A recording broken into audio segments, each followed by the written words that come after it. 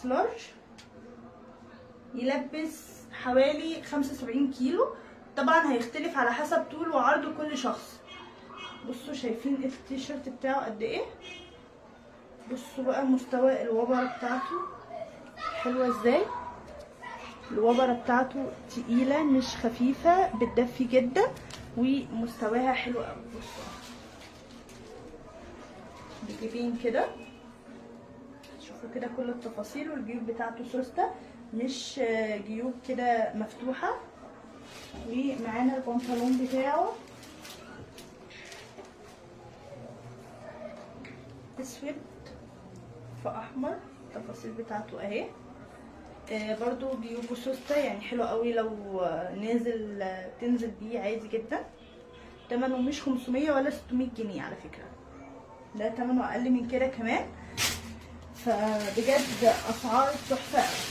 معانا بقى ترنج الكابل، معانا يعني في كذا يعني ستايل معانا، وهتلاقوها مقاسات مختلفه.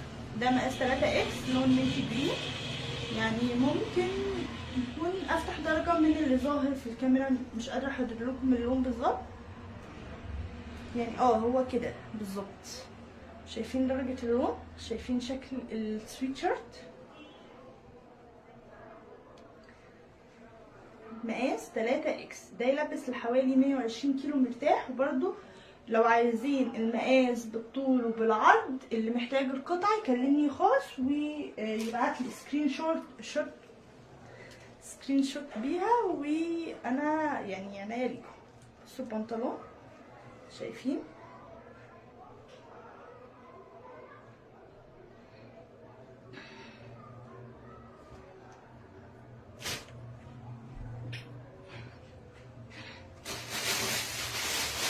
معانا ايه.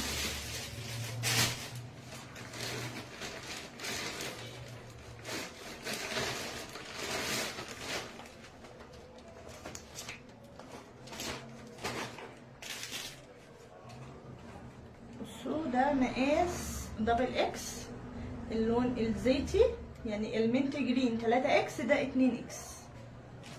شايفين الشكل، شكله تحفه ولونه تحفه بجد على الطبيعه، وخامته حلوه. وانا واخده منه علشان ده ترنج الكابلز، ده بيمشي حريمي ورجالي، والبنات لما بتلبسه عادي مش بيبقى باين ان هو رجالي خالص، لا هو عشان هو كابلز فبيمشي الاثنين.